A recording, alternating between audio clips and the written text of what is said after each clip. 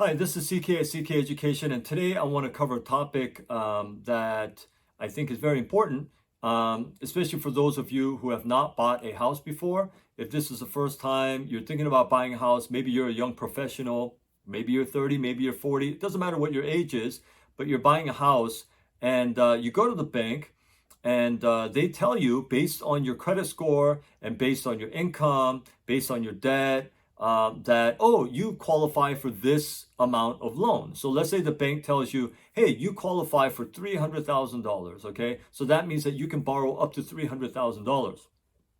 So people get really giddy about that. They get happy. Wow, I could go. So let me go buy a house and let me go find a house that's $300,000. But the problem is that there's a few things before you even think like that you have to understand. And first is, how much money do you have to put as a down payment on the house that you want to buy? So typically I say you should try to save 20%. You should try to put 20% down. Now, that's a lot of money. If you think of a house that's $300,000, and that's really on the low side, not a lot of houses that are $300,000, but around here. But if you say $300,000, 20% of that is $60,000 in cash. If you're buying a $400,000 house, 20% of that is $80,000 in cash. Now, people say, man, I don't have $80,000. And so they don't put, they either buy a cheaper house or they can't put that much money down. But if at all possible, I do recommend saving up 20% and putting 20% down. If you don't put 20% down, then every month, usually on conventional loans, you're going to pay what's called a private mortgage insurance, PMI. And this is to protect the lender in case you can't pay. It protects them. But it doesn't really protect you, okay? But you're going to pay extra. PMI is an extra amount that's tacked onto your monthly mortgage amount, and you have to pay that. So to avoid that, and I think you should avoid that if at all possible. Now, maybe you can't avoid that because you're like, it's going to take me forever to save 20%. So let's say you don't put down 20%, you put down 15% or whatever it is. And I don't want to get into the intricacies of mortgages and the types of loans and so forth. That is something you should really, you got to talk to an expert in that field. And it can get a little bit complicated, but there are different kinds of loans for different kinds of people, and some states have different loans for first-time home buyers, and they have all these different kinds of things. But in the end, let me just to simplify it,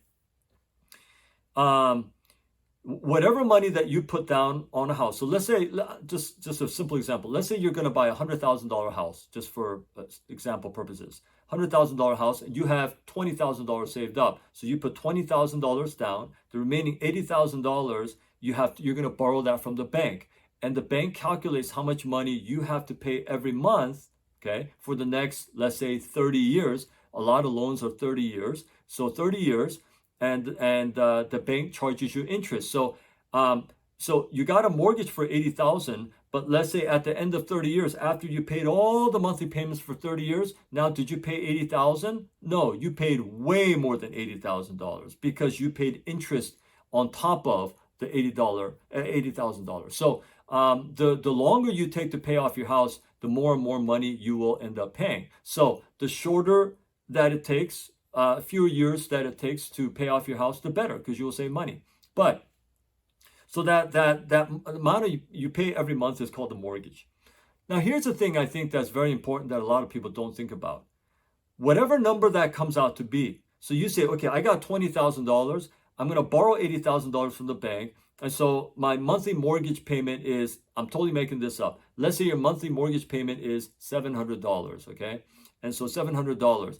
And you, based on how much money you make, you can, if you're paying 700 and you got everything else, you have car loans and you have to eat, so you got to buy food and all that. After all that, you don't really have much money left over.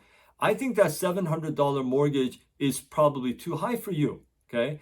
The way that I think of it, if you have whatever your mortgage is going to be, and you can know that before you buy a house, you can just do the calculations, okay? So whatever mortgage is going to be, you need some cushion there. Like if your mortgage is $700 and you can barely make that every month after you pay everything else and you have to pay for everything else, that's probably too high. Okay. So If your mortgage is $700 and you say, you know, my mortgage is $700, but I could pay $1,200, I could pay $500 more per month towards that mortgage, that's a much better situation.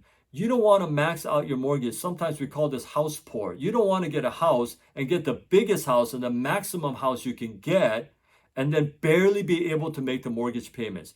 Because if something goes wrong, if you're laid off or, you know, let's say you're working in the federal government shuts down for 2 weeks or 1 month and you have no paycheck coming in for a month and you could barely make your monthly, you know, mortgage payments. Now you can't make your payments, you're in big trouble, right? It's just things come up in life. You need some cushion. You need to make sure that you have some cushion there. So if something does happen, it's okay.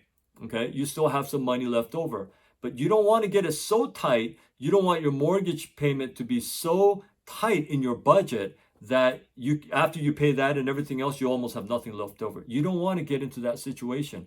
Like I said, if your mortgage is $700, then you should pay much more than that every month so that you can pay it off faster and get debt free, pay off your house. But you can't do that if you're only paying $700 every month for the next 30 years. Okay. So you gotta, you know, keep that into account. And I say, look, if you have a $700 mortgage, you should pay $500.